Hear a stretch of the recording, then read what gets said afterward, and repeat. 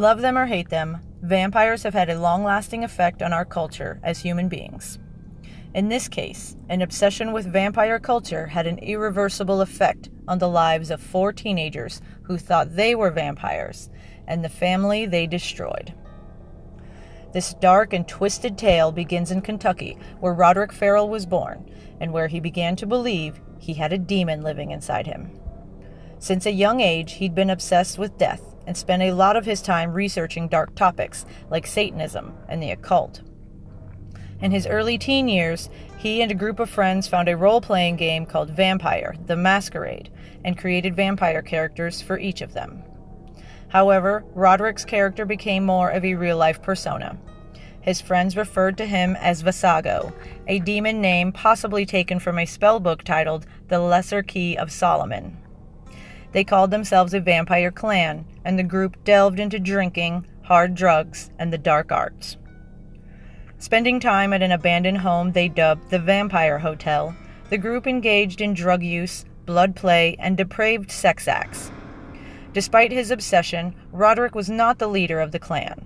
His mother, Sandra Gibson, claims he was enticed with drugs and sex by a 19-year-old female named Dana Cooper to participate more and more.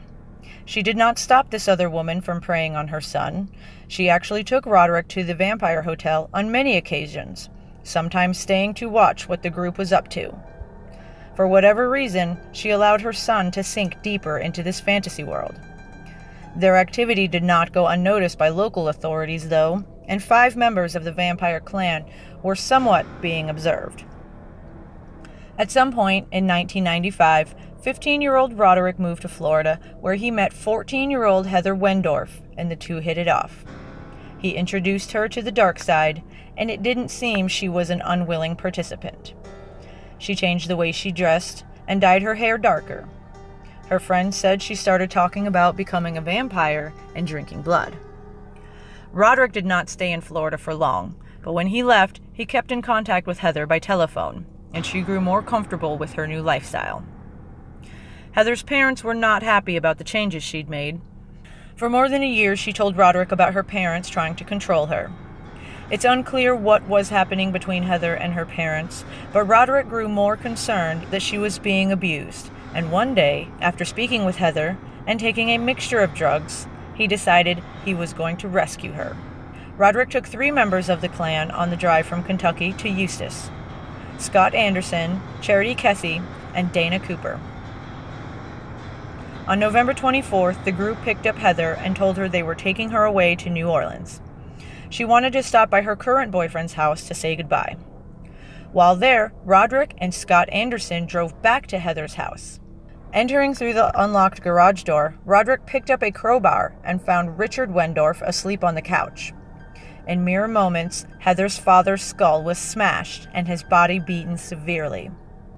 Her mother, Naomi, was in the shower at the time of the attack, but she was not spared. She was also beaten to death with the crowbar. Roderick claims he didn't intend to kill her, but she threw a cup of coffee on him, and that made him mad. Roderick and Scott left to pick up Heather, Charity, and Dana, and the 5 tried to make it to New Orleans. The following day, November 25th, 1996, Heather's sister Jennifer found the bodies of her parents. Suspicion fell upon the missing daughter, and a search began for the murderous vampire clan. It took 4 days for the teenagers to be found in Louisiana, and they were soon extradited back to Lake County on charges for murder.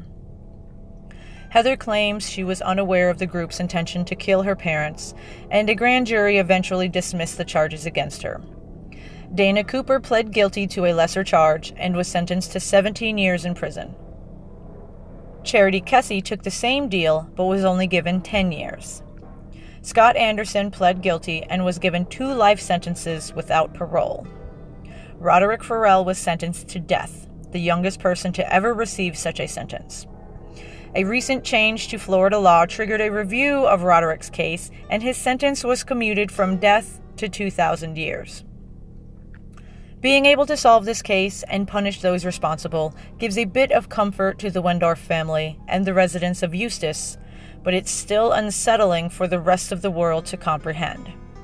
A combination of drugs, mental instability, teenage angst, and a desire for justice, or blood, led Roderick Farrell to murder 2 strangers and enjoy it. Then 4 people traveled with him for several days, knowing he killed 2 people in a brutal, horrific way. What could make someone with such an enthralling personality delve so deeply into the darkness of his own soul? Perhaps he does have a demon living inside of him.